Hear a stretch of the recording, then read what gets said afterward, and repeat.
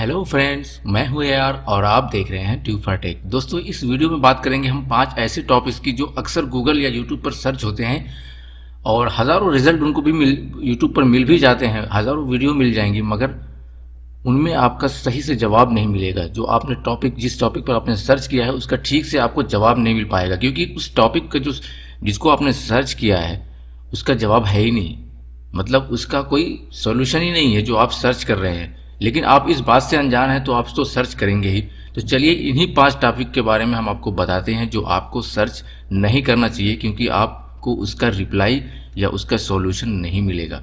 तो चलिए देख लेते हैं। उससे पहले मेरी आपसे छोटी सी रिक्वेस्ट है दोस्तों, अगर अभी तक आपने हमारे चैनल को सब्सक्राइब नहीं किया है तो सब्सक्राइब कर लीजिए, क्योंकि आगे भी हम आपके लिए टेक्नोलॉजी से जुड़ी सारी जानकारी लाते रहेंगे। तो आपको हमारे चैनल के सब्सक्राइब करने के लिए यहाँ पर इस लाल बटन को क्लिक करना है, या फिर अगर आप हमारी कोई वीडियो देख रहे हैं तो वीडियो के नीचे आपको ऐसा बना हुआ बटन मिल जाएगा, वहाँ क्लिक करके आप सब्सक्राइब कर सकते हैं। तो चलिए दोस्तों, अब शुरू करते हैं। दोस्तों, इस लिस्ट में सबसे पहले नंबर पे जो है वो है how to hack wifi password. दोस्तों, आप यूट्यूब पर या गूगल में सर्च करेंगे इस कीवर्ड को तो आपको बहुत सारे रिजल्ट मिल जाएंगे, बहुत सारी वीडियो ऐसी मिल जाएंगी जिस पर लिखा हुआ है how to hack wifi password. मगर जब आप उस वीडियो को ओपन करेंगे और उसमें देखेंगे तो वो कुछ और ही बताएगा उसमें, जैसे कि आप अपने मोबाइल को वायर से कनेक्ट कर सकते हैं जिसमें पासवर्ड की ज़रूरत पड़ेगी ही नहीं। तो ये तो कोई बात नहीं हुई। ये जो पूरा सब्जेक्ट ही चेंज हो जाता है वीडियो में, वो कुछ और ही बताने लगते हैं। और लेकिन व्यूअर्स जो हैं, जो देखने वाला है, वो देख ही लेता है कि चलो कुछ अल्टरनेटिव तो मिल रहा है, मगर उनको उससे कुछ फ़ायदा नहीं मिलता। तो ये सब जो कर रहे हैं ये लोग, कुछ बड़े चैनल भी इसका गलत इस्तेमाल कर रहे हैं। एक काफ़ी नामी चैनल है, उनका नाम तो नहीं बता सकते हम इस पर, जिन्होंने कुछ ऐसी query how to use wifi without password using WPS। तो आप देख रहे हैं जब कोई सर्च करेगा how to use wifi without password तो उनकी वीडियो आ जाएगी, लेकिन उसमें बताया गया है कि WPS बटन से कनेक्ट करके हम कैसे यूज़ कर सकते हैं, जो कि पूरा सब्जेक्ट ही चेंज हो गया। तो आप इस तरह की वीडियो को ना देखें। आपको अगर वीडियो यूट्यूब पर ऐसी कुछ दिखे तो आप उसको देखें ही ना, क्योंकि आपको उसमें कुछ मिलेगा ही नहीं। वाईफाई पासवर्ड हैक करना नामुमकिन है, आप कर ही नहीं सकते। आप क्या, कोई हैकर भी नहीं कर सकता। अगर कोई बड़ा हैकर कोशिश करता भी है तो इसको महीनों लग जाते हैं एक वाईफाई को हैक करने में। तो वो आपको एक छोटी सी वीडियो में एक्सप्लेन कैसे कर सकता है कि how to hack wifi password. तो दोस्तों, आप इन सब गलत चक्करों में ना पड़ें और अपना टाइम बर्बाद ना करें इन चीज़ों पर। दोस्तों, इस लिस्ट में जो दूसरे नंबर पे है वो है how to hack WhatsApp account. जैसा कि आप लोग सभी जानते होंगे कि व्हाट्सएप दुनिया की नंबर 1 की कंपनी है। इसके लगभग 1 बिलियन एक्टिव सब्सक्राइबर हैं। तो क्या आपको ऐसा नहीं लगता कि अगर व्हाट्सएप हैक होता तो इतने बड़े पैमाने पर लोग व्हाट्सएप यूज़ क्यों करते? चलो मान लेते हैं एक टाइम के लिए कभी व्हाट्सएप हैक होता था, लेकिन अब जो नई टेक्नोलॉजी व्हाट्सएप ने इंट्रोड्यूस की है इंड टू इंड इंक्रिप्शन, तो इसके बाद तो अब लगभग नामुमकिन सा हो गया है किसी भी व्हाट्सएप चैट को हैक करना। जैसा कि आप जानते हैं कि इंड टू इंड इंक्रिप्शन जो होता है, आप अपने मोबाइल से मैसेज सेंड करते हैं तो वो एक सेंड होने के बाद एक कोड में तब्दील हो जाता है, मतलब चेंज हो जाता है, और जब तक वो रिसीवर तक नहीं पहुंचता तब तक वो कोड में ही रहता है, जिसे कोई भी रीड नहीं कर सकता। यहाँ तक कि आपकी जो ISP प्रोवाइडर हैं वो भी उस मैसेज को रीड नहीं कर सकते। मैसेज तो उन्हें मिल जाएगा लेकिन वो कोड में रहेगा जिसे वो डिकोड नहीं कर सकते। और यही बात गवर्नमेंट पे भी होती है। गवर्नमेंट भी आपके मैसेज को रीड नहीं कर सकती, सिर्फ क्योंकि उनको डिकोड करने के लिए एक की ज़रूरत पड़ेगी, जो कि सिर्फ रिसीवर के पास है।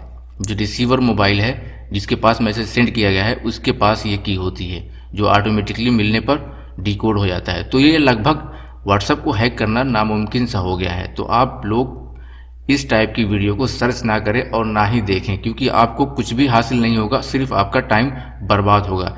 ये जो ऐसी वीडियो ये जो लोग बनाते हैं ये सिर्फ अपने चैनल पर या वेबसाइट पर सिर्फ ट्रैफिक लाने के लिए, जिससे आपको कोई फ़ायदा होने वाला नहीं है। दोस्तों, इस लिस्ट पर जो तीसरे नंबर पे है वो है how to increase Jio internet speed. अगर इस कीवर्ड को आप गूगल पर या यूट्यूब पर सर्च करेंगे तो आपको बहुत सारे ऐसे आर्टिकल और ऐसी वीडियो मिल जाएंगे जिसमें आपको बताया गया है कि आप अपने जियो के इंटरनेट की स्पीड कैसे बढ़ा सकते हैं। और अगर आप इस वीडियो को या आर्टिकल को देखेंगे तो उसमें बताएंगे कि आप इस VPN का यूज़ करें तो आपकी स्पीड कई गुना तक बढ़ जाएगी, जो कि बिल्कुल भी पॉसिबल नहीं है, क्योंकि जिस टावर से आप कनेक्टेड हैं उसकी एक कैपेसिटी है। कंपनी ने उस टावर को एक कैपेसिटी दी है जिसके आगे वो नहीं जा सकता, उससे आगे का लोड वो नहीं ले सकता टावर।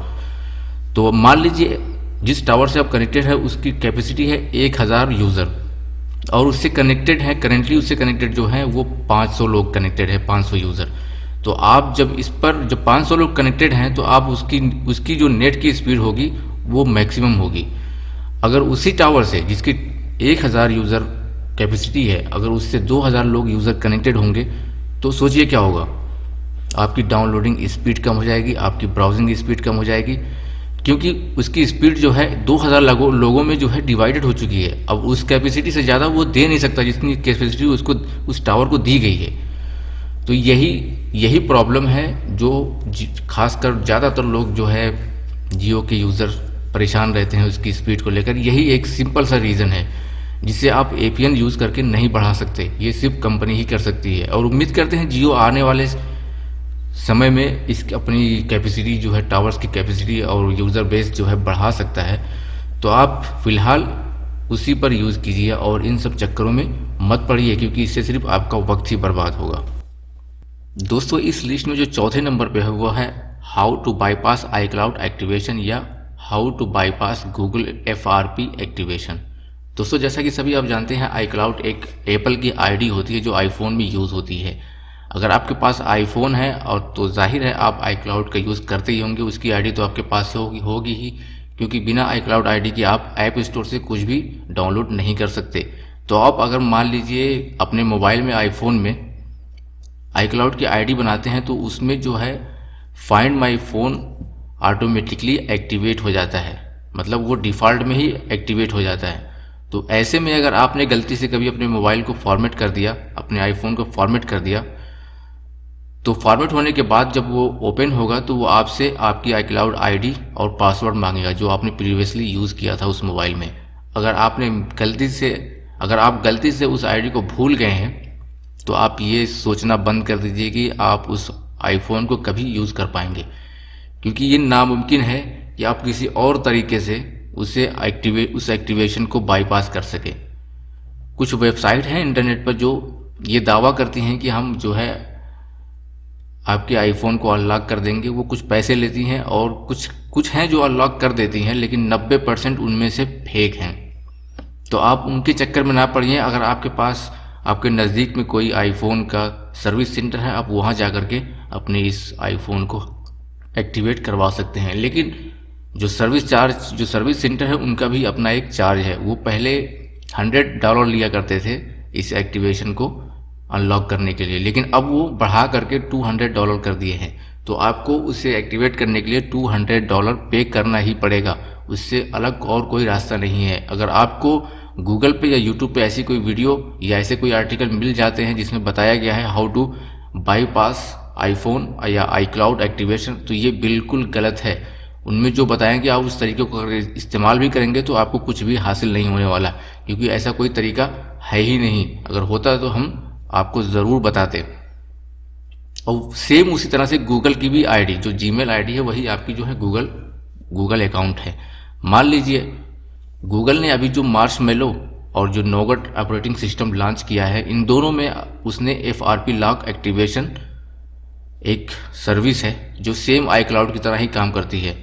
तो अगर आप उसे भी भूल गए हैं, आपने सैमसंग का मोबाइल लिया है, उसमें गूगल आईडी यूज़ करते हैं और आपने सैमसंग के मोबाइल को हार्ड रीसेट किया है जैसे बटन से, तो वो ओपन होने के बाद आपसे जीमेल की आईडी और पासवर्ड मांगेगा जो आपने प्रीवियसली यूज़ किया था। अगर वो चीज़ आपके पास नहीं है तो आप उसे भी बाईपास नहीं कर सकते। 2-4 महीने पहले जो कुछ ऑप्शन दिया गया था, जिस तरह कुछ ट्रिक्स दी गई थी जिसमें आप बाईपास कर सकते थे, लेकिन जो नया पैच 2 दिसंबर में आया था, दिसंबर 2016 में जो नया पैच आया है गूगल का, उसमें उसे भी जो ट्रिक्स थी उसे भी बंद कर दिया है, यानी पैच को ख़त्म कर दिया। तो अब आप किसी भी तरीके से गूगल FRP को भी एक्टिवेशन को बाईपास नहीं कर सकते। दोस्तों इस लिस्ट में जो 5वें नंबर पे है वो मोबाइल वायरस। आप में से बहुत से ऐसे लोग होंगे जो एंटीवायरस का यूज़ करते हैं अपने मोबाइल में या iOS में, जिसकी वजह से आपकी ऑपरेटिंग जो है, आपका मोबाइल काफ़ी स्लो हो जाता है और आपकी बैटरी भी काफ़ी तेज़ी से ड्रेन होती है।